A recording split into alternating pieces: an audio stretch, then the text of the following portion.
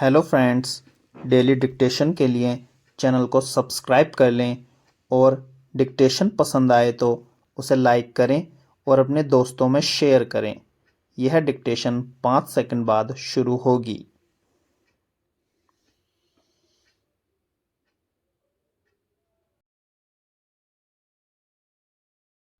Start. महोदय, इस समय भारतवर्ष के सामने बहुत प्रकार की जटिल समस्याएं हैं और यह ऐसा समय है जब सबसे यह उपेक्षा की जाती है कि आप सदा भारत की सुरक्षा और उसकी उन्नति के लिए कटिबद्ध होंगे।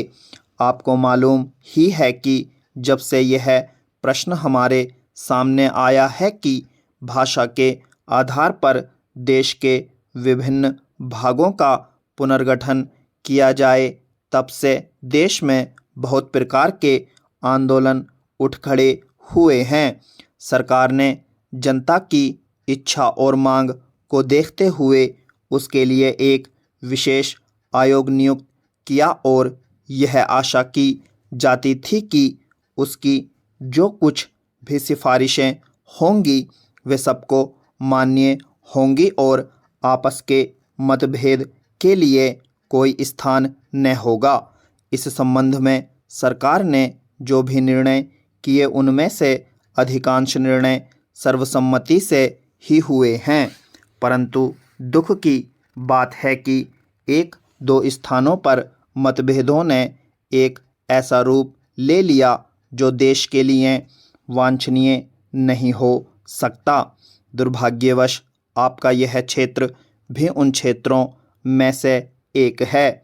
मुझे इस बात की बहुत प्रसन्नता है कि आपने भारत सरकार के साथ सदा सहयोग करने और हर प्रकार से उसके निर्णय को मानकर देश के सुगठित प्रशासन में हाथ बटाने का विश्वास दिलाया है।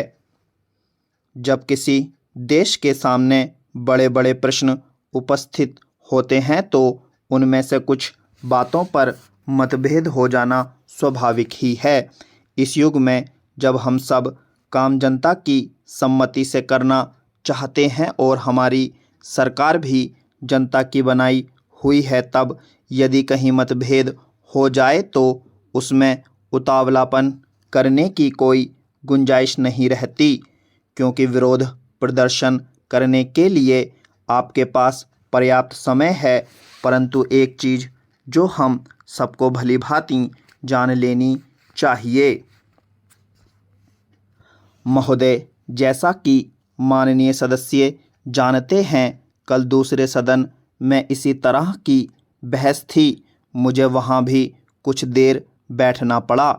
इस कारण यहाँ जो भाषण हुए उन सबको मैं सुन नहीं सकी। मुझे सुनकर दुख है कि कुछ माननीय सदस्यों ने इस अवसर पर भी हमारे विदेश विभाग को बुरा भला कहा। सेवाओं पर दोषारोपण करके सरल रास्ता निकालने का प्रयत्न ऐसी प्रवृत्ति है जिसकी मैं निंदा करती हूँ। मैं यह नहीं कहती कि हमने गलतियाँ नहीं की हैं और हमारे सभी प्रतिनिधि हमेशा योग्य ही होते हैं। जब गलती हो तो हमें उसे अवश्य बताना चाहिए, लेकिन सदा आलोचना करते रहने से निरुत्साह पैदा होता है और मनोबल गिरता है। हमें उन औजारों को ही कुंठित नहीं कर देना चाहिए जिनसे हमें काम लेना है। देश और विदेश में हमें काम तो करना ही है। हम अच्छी तरह जानते हैं कि पाकिस्तान के शासकों को दी गई हर सहायता बांग्लादेश के निर्दोष लोगों के विरुद्ध इस्तेमाल की जाएगी।